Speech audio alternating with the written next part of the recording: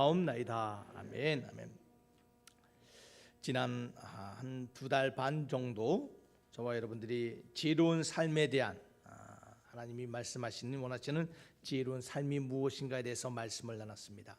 오늘은 그 말씀을 마무리하는 시간을 갖기를 원합니다. 지혜로운 삶을 산다는 것은 무엇을 신뢰하는 것을 정하는 것이라고 했습니다. 여러분의 인생에 하나님을 신뢰하는 지혜로운 인생 되길 주 이름으로 축원합니다. 또한 그 삶을 살아가는 원칙이 하나님의 역사하시는 말씀 되기를 주 이름으로 축원합니다. 또 하나님을 여러분의 인생의 최우선으로 선택하며 살아가기를 원합니다. 그뿐 아니라 지혜로운 삶은 하나님이 우리에게 주신 자산, 우리에게 주신 시간과 물질을 지혜롭게 관리하는 것이 지혜로운 삶이라고 말씀을 나눴습니다. 오늘은 마지막으로 그러한 지혜로운 사람의 삶의 모습이 과연 어떤 모습이어야 되는가, 오늘 그 삶의 모습, 겸손에 대해서 오늘 함께 말씀을 나누기를 원합니다. 자, 지혜로운 삶의 모습이 뭐라고요? 겸손한 삶이라는 거죠. 자, 오늘 말씀에 들어가기 전에 잠깐 사진 하나를 볼 텐데 1부 때는 너무나 잘 맞히더라고요. 사진 딱 보자마자. 자, 여러분 혹시 이게 뭔지 한번 봐주시기 바랍니다. 사진 한번 열어주세요. 네, 여러분 저게 뭡니까? 예? 멍게. 우렁생이. 멍게. 예. 제가 우리 삼천포 사는 우리 유대인 목사님한테 저 사진을 보여주고 이게 뭔지 알아요, 목사님? 했더니 저게 뭔가요? 그러더라고요. 여러분 저게 멍게입니다. 예, 여러분 멍게 좋아하세요?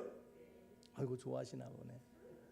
멍게 비빔밥 철입니까? 여러분 멍게라는 말의 표준어는 우렁생이라고 합니다. 우리 곽지사님이 얘기해 주는데 우렁생이. 예. 여러분 저 멍게라는 말이 과연 어디서 왔는가? 그래서 말의 기원을 연구하는 사람들이 있어요. 모든 말에는 기원이 있습니다. 많은 말들이 단어에는. 여러분 성경에도 만나라는 말 있죠. 만나. 하나님께서 이스라엘 백성 출애굽하고 광야에서 만나로 40년을 먹이셨어요. 이 만나라는 말이 뭐냐면 이것이 무엇이냐는 거예요. 이게 대체 뭐요? What is this? 이게 뭐냐고. 이게 히브리 말로 만이란 말이에요. 그래서 이 만에서 나온 게 만나라는 거예요. 여러분 한 민간 학자가 어원서를, 이 멍게 어원서를 이렇게 얘기를 했습니다. 이게 맞는지 모르겠어요. 이 멍게라는 말은 경상도에서 시작됐대요. 그래서 경상도에서 한 사람이 이게 멍교 했는데 이 멍교가 변해서 멍게가 됐다랍니다. 여러분 맞나요? 잘 모르겠습니다. 하지만 이 멍게라는 것이 과연 무엇인가, 참 이상한 생명체입니다. 요상한 생명체입니다. 여러분 저 멍게라는 생물은 바위와 조개 껍질에 붙어서 삽니다. 그래서 마치 물결이 이렇게 흐르면 부드럽게 움직이는 플라스틱 튜브처럼 보입니다. 여러분 그런데 멍게는 어린 시절에는 올챙이 같은 모습으로 바다를 헤엄치고, 그리고 척수로 자신의 먹이를 찾고 보호하고 또한 활동하는 두뇌를 가진 작은 올챙이와 같은 모습으로 살아간다라고 합니다. 그렇게 어릴 때는 바다를 탐색하고 또한 먹이를 찾는 데 시간을 보내며 성장을 한다라고 그래요. 자, 그런데 성체가 되고 나면, 이게 어른이 되고 나면 이 멍게가 바위 같은 데에 달라붙는다고 합니다. 그래서 더 이상 움직이지를 않고 흐르는 물에서 영양분을 섭취하는 수동적인 삶의 패턴으로 바뀐다 그래요. 어릴 때는 열심히 바다를 탐험하고 다니는데 성체가 되고 나면 바위에 딱 달라붙어서 움직이지도 아니하고 바닷물이 흐르는 그 바닷물 안에서 영양분을 섭취하면서 살아간다고 합니다. 탐색과 성장이 멈춰버린다고 해요. 그런데 거기서 끝나는 것이 아니라 이 멍게는 그 순간부터 자신의 뇌를 먹어치운대요. 그래서 뇌가 없어진다라는 거예요. 고민도 없고 탐색도 없고 도전도 없고 생각도 없이 수동적으로 물결에 따라 살아가는 멍게. 멍게가 나쁘다는 소리가 아니에요. 그러한 삶, 세월이 흐른 대로 흘러가는 대로 살아가는 이런 멍게의 삶을 살지 말라라고 성경은 우리에게 말씀하고 있는 거예요. 멍게의 모습을 쫓지 말라라고 권면하고 있습니다. 성경은 우리에게 말씀하세요. 도전하고 시도하고 변화하라고 말하고 있습니다. 사랑하는 반석교회 성도 여러분, 하나님이 우리를 부르실 때, 우리에게 새로운 생명을 주실 때, 우리를 하나님의 자녀가 되게 하셨을 때는 부르심의 이유가 있어요. 왜 우리를 부르셨습니까? 그것은 바로 우리로 하여금 하나님의 성품에 참여하기 위하여, 그리스도의 장성한 분량으로 충만하기 위하여 끊임없이 도전하고 끊임없이 성장하도록 부르심을 받음을 믿으시기를 바랍니다. 여러분, 하나님이 우리를 부르신 그 부르심은 어린아이들만을 부른 것이 아니에요. 10대가 되던 70대 80대가 되던 우리는 하늘나라 가는 날까지 주님을 닮도록 그리스도의 분량대로 성장하도록 저와 여러분을 부르심을 믿으시기를 바랍니다. 끊임없이 움직이고 끊임없이 도전하고 끊임없이 시도하고 끊임없이 몸부림치며 그리스도를 닮도록 성장하도록 살아가는 인생, 그것이 저와 여러분들의 삶의 모습이어야 돼요. 여러분, 하나님의 성품은 바다처럼 광대합니다. 그런데 고작 몇 미터밖에 나아가지 못하고 세상과 환경에 달라붙어서 고착화되어서 성장을 멈추고 살아가는 그리스도인들이 너무나 많이 있어요. 세상이라는 바위, 자신의 경험과 자신의 지식의 바위에 달라붙어서 하나님이 원하시는 사람으로 성장하지 못하도록 우리를 고착시키고 우리의 뇌를 먹어치우는 것이 있는데, 그것이 성경은 교만이라고 말해요. 교만이 우리 안에 자리 잡기 시작하면, 교만은 우리를 움직이지 못하도록 말합니다. 교만은 남의 말을 듣지 못하도록 말합니다. 교만은 우리의 삶의 역동성을 마비시켜서 하나님의 성품을 탐구하며 새로운 영적 모험을 떠나지 못하도록 방해하며, 또한 우리의 뇌를 마비시켜서 지혜로운 성장을 방해한다는 것을 여러분 기억하시기를 바랍니다. 교만이 우리를 움직이지도 못하게 하고 교만이 우리를 성장하지 못하게 만든다는 것이에요. 자, 그런데 그렇다면 이 교만을 어떻게 극복할 수 있습니까? 하나님이 원하시는 역동적이고 하나님이 원하시는 지혜로운 성장을 위하여 반드시 필요한 성품이 있는데, 그것이 바로 겸손이라는 거예요. 사랑하는 만석교회 성도 여러분, 지혜로운 삶의 모습, 지혜로운 사람의 모습은 겸손한 모습으로 살아가는 것이에요. 겸손할 때 움직이는 것이고, 겸손할 때 받아들이는 것이고, 겸손할 때 성장하는 것임을 여러분 기억하시기를 바랍니다. 여러분, 겸손은 나의 기대치를 낮추는 것이 아니에요. 겸손은 내가 무능하다고 신인하는 것이 아니에요. 여러분, 겸손은요, 기독교의 겸손은 나의 수준, 나의 가치를 높이는 거예요. 낮추는 것이 아니라 내 기준치를 예수님처럼 높이며 살아가는 것, 나의 충족이 아닌 그리스도의 섬김과 그리스도의 모습을 본받고자 그리스도의 장성한 분량을 향하여 기준을 세우고 나아가는 것, 이것이 그리스도인의 겸손임을 믿으시기를 바랍니다.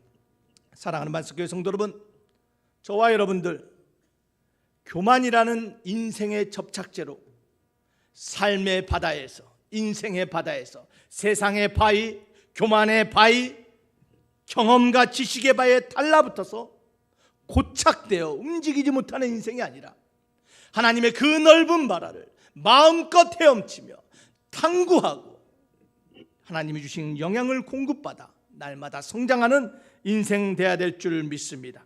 자, 그래서 오늘은 지혜로운 삶의 모습의 두 가지 측면, 교만과 겸손이란 말씀을 제목을 가지고 제가 오늘 여러분들과 함께 몇 가지를 나누기를 원합니다. 여러분, 하나님이 원하시는 삶을 살기 위해서는 반드시 교만을 버려야 합니다. 왜 그렇습니까? 교만은 첫 번째로 기억해야 될 것은 교만은 파괴적이라는 거예요. 파괴예요. 교만이란 것이 우리 삶을 고착화시키면 우리의 거룩한 생각을 파괴하고 우리의 뇌를 파괴하고 우리의 성장을 가로막는다는 것이에요. 우리를 넘어지게 한다는 것이에요. 그래서 잠언 16장 18절은 우리에게 이렇게 말씀합니다. 다 같이 한번 읽어볼까요? 시작. 교만은 패망의 선봉이요 거만한 마음은 넘어짐의 앞잡이니라. 세 번역은 좀 더 쉽게 말합니다. 교만에는 멸망이 따르고 거만에는 파멸이 따른다라고 말합니다. 여러분, 교만한 자는 넘어지고 멸망할 수밖에 없다라는 거예요. 여러분, 왜 교만을 버려야 합니까? 우리의 삶에서 왜 교만을 피해야 됩니까? 여러분, 몇 가지를 여러분 기억하시길 바랍니다. 삶에서 교만을 버려야 되는 이유가 무엇입니까? 첫 번째, 여러분, 하나님이 싫어하세요. 우리 하나님은 교만한 사람을 싫어하신대요. 잠언 16장 16절과 17절 우리 다 함께 보겠습니다.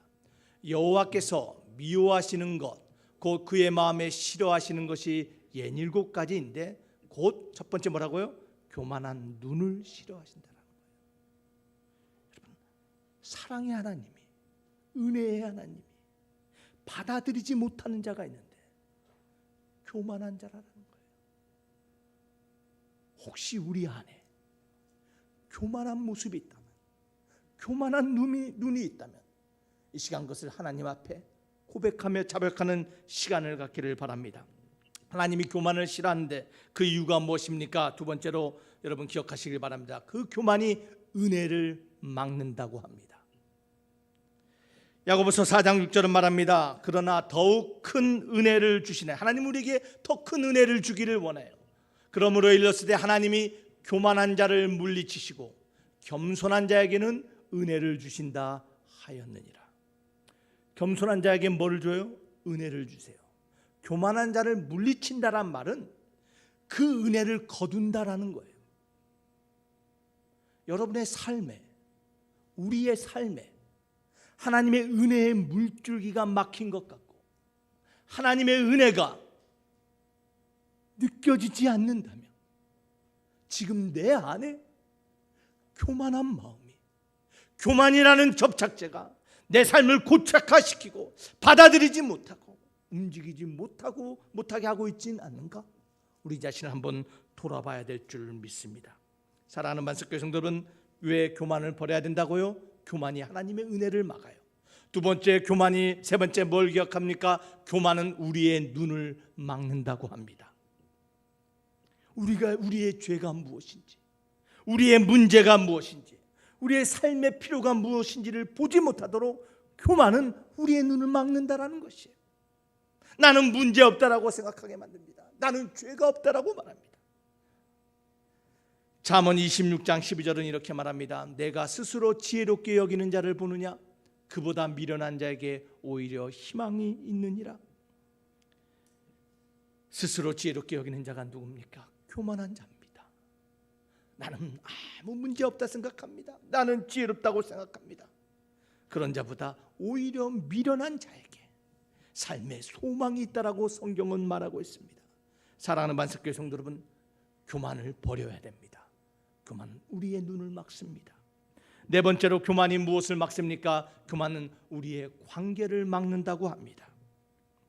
잠언 13장 10절은 이렇게 말합니다. 교만에서는 다툼만 일어날 뿐이라 권면을 듣는 자는 지혜가 있느니라. 교만은 무엇을 일어나게 만들어요? 다툼을 일어나게 만든대요. 싸움에는 여러 가지 이유가 있습니다. 부부 간의 싸움, 친구 간의 싸움, 성도 간의 싸움, 세상과의 싸움, 여러 가지 이유가 있지만 사실은 그 내면에는 교만이 있어요. 내가 더 낫다라고 생각합니다. 당신 말은 틀렸다라고 생각해요. 왜 내 말을 듣지 않느냐고 말합니다. 당신의 주장은 잘못됐다라고 생각하는, 내가 더 나았다고 생각하는 이 교만이 있기에 관계가 비틀어지고 싸움이 일어난다는 것이에요. 교인들 간의 관계도 그렇습니다.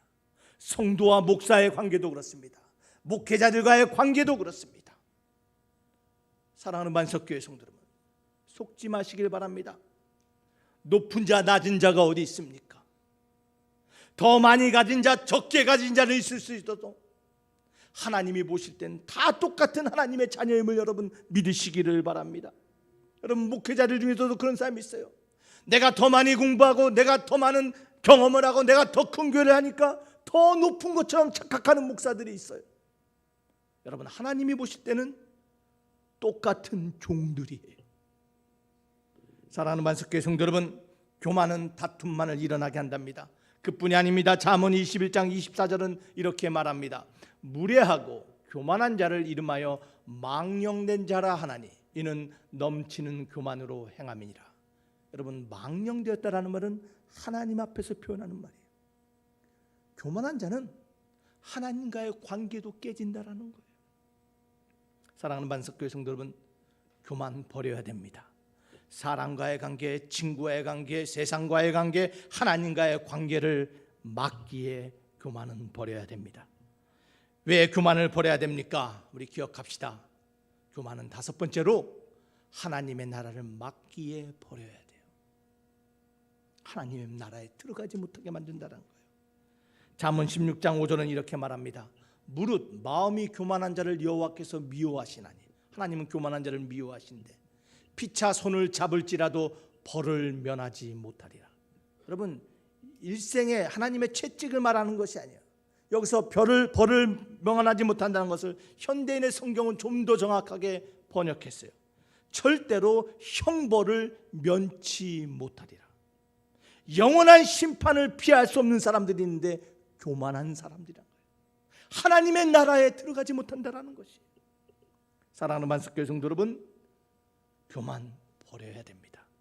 교만이 우리의 삶을 파괴하고 하나님의 나라를 파괴하고 우리의 관계를 파괴하고 우리의 눈을 막고 하나님의 은혜를 막는 파괴적인 것임을 기억하며 교만을 버리는 저와 여러분이 되어야 될 줄 믿습니다. 두 번째로 기억해야 될 것이 무엇입니까? 그런데 이 교만은요, 아닌 척한다라는 거예요. 아닌 척해요. 교만하지 않은 척해요. 교만하지 않은 척 자신을 속입니다. 사람들 앞에서 자신을 속입니다. 사람을 속이고 하나님도 속이려고 말해요. 여러분 조심합시다. 우리의 삶을 파괴하는 이 교만에 우리의 말과 생각과 행동과 관계 속에서 혹시 교만한 우리의 모습이 있는가, 우리가 날마다 주의하며 조심해야 된다는 것이에요. 여러분 이것이 우리 크리스찬의 삶, 성화의 삶의 모습인 것이에요. 여러분 겸손하시길 주 이름으로 축원합니다. 여러분 혹시 교만하세요? 저한테도 교만한 게 너무나 많아요. 겸손하다고 하는데요, 겸손한 척하는데 안에 교만한 게 너무나 많이 있어요. 여러분 우리가 겸손한지 교만한지를 알 수 있는 지수가 있어요. 제가 이것을 교만지수라고 부르고 싶어요. 제가 몇 가지 질문과 이야기를 할 텐데 여러분 한번 생각해 보시길 바랍니다. 자, 내가 겸손한지 교만한지. 첫 번째로 내가 타이틀을 강조한다. 그럼 내가 교만한 거예요. 이 말은 뭐냐면요, 내가 새로운 사람을 말하는데 안녕하세요 나는 누굽니다라고 말한 보통 소개를 하잖아요. 그런데 내가 직책이 무엇이고 내 직업이 무엇이고 내 인맥이 어떻다 이렇게 말하는 사람이 있어요. 그런 사람은 교만한 거예요. 교만지수가 올라간다는 거예요. 두 번째로 내가 최고와 최근과 최상을 중요하게 생각하고 있다라면 교만한 거예요. 최고만을 찾아, 인류만을 찾습니다. 최신 신상만을 찾습니다. 최상의 것을 중요하다라고, 그거 아니면 안 된다고 생각한다면 여러분 죄송하지만 우리는 교만지수가 올라가고 있어요. 여러분 얼마나 여러분 최고와 최상의 모습을 가지고 살아가십니까? 여러분 기억합시다. 우리 하나님은 우리가 저 밑바닥에 있던 우리들을, 냄새나던 우리들을 아무도 중요하다고 생각하지 않고 거들떠보지도 않던 우리를 주목하여 보시고 내가 너를 사랑한다 말하시고 포기하지 않으시고 우리를 찾아오신 하나님이심을 기억하시기를 바랍니다. 내가 높고자 하고 최상의 것, 최고를 찾는다면 내가 지금 교만이라는 접착제에 달라붙었구나라고 깨달으시길 바랍니다. 자, 교만지수 세 번째, 사람들의 관심과 감탄을 원하고 있다면 내가 교만한 거예요. 사람들 관계 속에서 자꾸 집중받기를 원해요. 나를 좀 알아달라니까. 내가 하는 행동, 내가 찍은 사진, 내가 보여주는 것들 사람들이 우와 하고 감탄하기를 원한다면 여러분 죄송하지만 우리 안에 교만이 자리 잡고 있다는 거예요. 네 번째로 교만지수가 무엇입니까? 실수를 인정하기 어렵다면 우리 교만한 거예요. 무슨 소리? 나는 실수하지 않아. 뭔 소리야? 저 사람은 실수하지, 나는 실수하지 않는다니까. 여러분 혹시 실수와 잘못을 인정하지 않고 있습니까? 죄송하지만 여러분의 교만지수가 올라가고 있다는 증거예요. 누군가에게 실수한 사람에게 사과를 못하겠다라고 말합니까? 도저히 그 사람한테는 사과할 수 없어요. 내가 뭘 잘못했다고? 여러분 사실 그 내면은 교만에 자리 잡고 있다라는 증거예요. 사랑하는 만석교회 성도 여러분, 실수와 잘못을 인정하지 못하면 우리의 교만지수가 올라가고 있다는 것을 기억하시길 바랍니다. 다섯 번째로 우리가 교만하다는 증거가 무엇입니까? 쉽게 사람을 뭐예요? 판단해요. 교만한 거예요. 한 번 만나고 사람을 평가해요. 몇 번 만나고 몇 시간 만나고 몇 분 대화했는데 그 사람을 마치 다 아는 것처럼 판단합니다. 그것만큼 교만한 게 어디 있습니까? 우리 하나님은 우리의 깊은 심령과 중심을 보시고 우리를 아시며 말씀하는데 우리는 몇 마디 말로 겉모습으로 사람을 판단해요. 교만한 거예요. 여섯 번째로 교만지수, 세상에는 나 같은 사람이 있어야 돼 라고 혹시 생각한다면 여러분 죄송하지만 교만한 사람이에요. 우리의 삶이 무너지고 있는 이유가 돼요. 여러분 혹시 그러지 않아요? 직장에서, 교회에서 우리 교회에 저런 사람이 왜 필요해? 나 같은 사람이 있어야지. 우리 학교에, 우리 가정에 저런 사람이 왜 있어라고 혹시 생각하며 세상엔 나 같은 사람만 있어야 되라고 생각합니까? 교만한 거예요. 여러분 마지막 일곱 번째로 위의 질문들을 생각하며 그것에 근거하면서 답을 하면서 나는 참 겸손해라고 생각했다면, 아유 나는 타이틀도 강조하지 않고 나는 최고도 찾지 않고 나는 실수를 인정하고 나는 사람도 쉽게 판단하지 않고 나는 그러니까 나는 참 겸손해라고 지금 생각한다면 그것이 여러분들이 지금 교만하다라는 증거예요. 사랑하는 반석교회 성도 여러분, 기억합시다. 우리 하나님은 교만을 싫어하시고 미워하신대요. 이 교만을 버려야 돼요. 이 교만을 극복해야 됩니다. 어떻게 교만을 이길 수 있을까요? 그것은 그리스도의 성품인 겸손을 본받는 것밖에 없어요. 사랑하는 반석교회 성도 여러분, 세 번째로 우리가 기억해야 될 것이 무엇입니까? 하나님의 겸손은 맡기는 것이라는 것을 기억합시다. 겸손은 뭐라고요? 맡기는 거랍니다. 야고보서 4장 6절 후반절에 보면 이렇게 말합니다. 하나님이 교만한 자를 물리치시고 겸손한 자에게 은혜를 주신다라고 말합니다. 하나님은 우리에게 은혜를 베풀기를 원하세요. 자, 그렇다면 우리가 가져야 될 자세는 무엇입니까? 베드로전서 5장 6절과 7절은 이렇게 말합니다. 그러므로 하나님의 능하신 손 안에서 겸손하라. 때가 되면 너희를 높이시리라. 너희 염려를 다 주께 맡기라. 이는 그가 너희를 돌보심이라. 자, 베드로는 우리에게 겸손의 모습을 말하는데 그 겸손의 모습이 무엇입니까? 주께 맡기는 삶의 모습이 겸손이라고 말하고 있습니다. 사랑하는 만석교회 성도 여러분, 겸손한 자만이 맡길 수 있어요. 겸손한 사람만이 여러분의 삶의 문제, 여러분의 고민, 여러분의 염려, 걱정을 맡길 수 있는 거예요. 교만한 사람은 맡기질 않아요. 교만한 사람은 내려놓질 않아요. 진정한 겸손의 모습, 맡기는 거예요. 삶의 모든 상황을 주님께 맡기십니까? 모든 상황 속에서 주님을 바라보며 맡기십니까? 겸손함으로 하나님의 말씀을 받고요, 겸손함으로 나의 부족을 인정하고, 겸손함으로 내 의지도 하나님 앞에 내려놓고, 겸손함으로 사람을 섬길 때 우리 하나님께서는 그 은혜를 우리에게 부어주셔서 우리의 성품과 우리의 수준이 그리스도처럼 장성할 수 있도록, 그 충만한 곳에 이를 수 있도록 우리를 이끌어 가심을 믿으시기를 바랍니다. 맡깁시다. 겸손은 맡기는 거예요. 그렇다면 여러분에게 묻겠습니다. 그렇다면 좀 더 구체적으로 맡긴다라는 것이 무엇입니까? 여러분, 하나님께 맡기세요? 여러분의 삶을 맡기십니까? 대답해 보세요. 대답하지 않는 거 교만한 거예요. 여러분, 하나님께 여러분의 모든 것을 맡기세요? 여러분, 맡긴다는 것이 무엇일까요?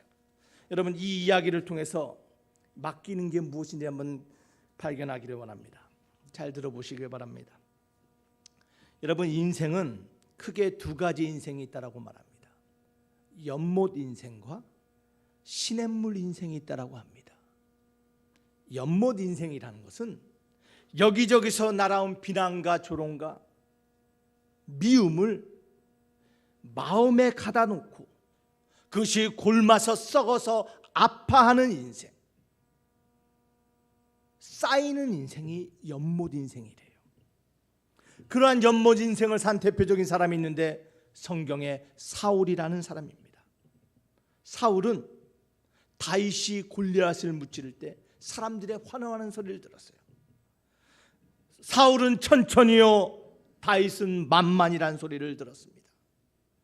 그 외치는 소리를 듣고요, 그 소리가 마치 자기를 조롱하는 소리로 들렸어요. 아니, 천명 천천도 무찌를 수 있는 것도 대단한 것인데 그 칭찬이 조롱으로 들렸어요. 그 조롱이 질투가 되었습니다.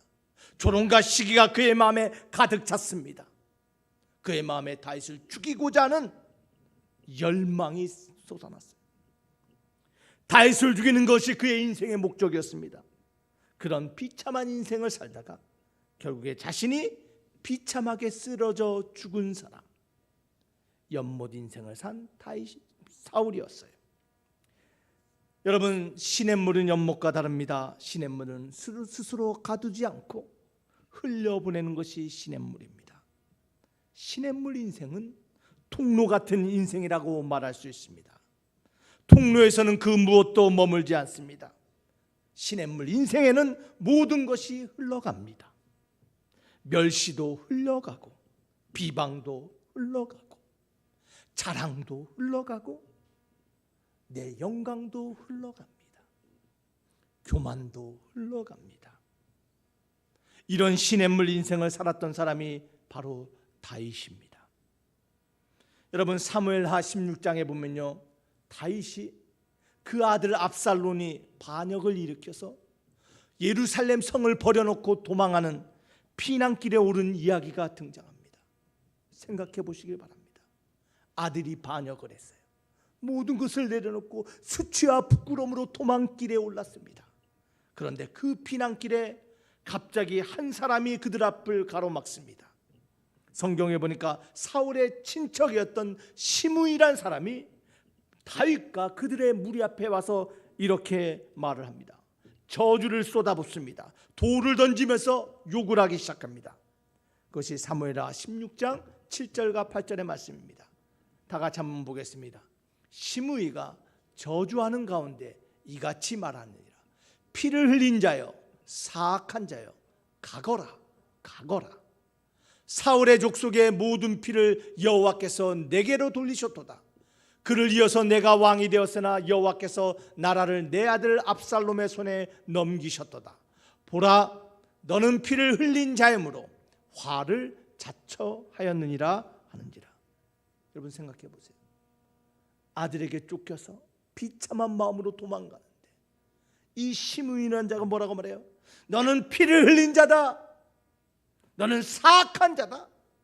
나가라, 가거라, 지구를 떠나라는 거예요. 죽으라라는 소리예요. 저주를 퍼붓습니다. 비난을 쏟아붓습니다. 그런데 다윗은요, 성경에 보니까 이 시므에 쏟아내던 저주를 담아두지 않냐고 흘려보냅니다. 그럴 수도 있지. 그래, 당신이 그렇게 생각할 수도 있지 하면서 비난을 흘려보내고 절망과 낙심에 빠지지 않습니다. 그럴 수도 있지. 이뿐이 아닙니다. 다윗은 인생의 영광과 승리와 자랑 가운데서도 이 또한 지나가리라라고 흘려보냈던 사람입니다. 여러분, 이것이 맡기는 인생의 모습입니다.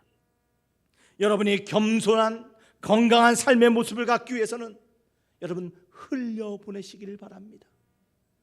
미움도 저주도 시기도 조롱도 자랑도 다 흘려보내시기를 바랍니다.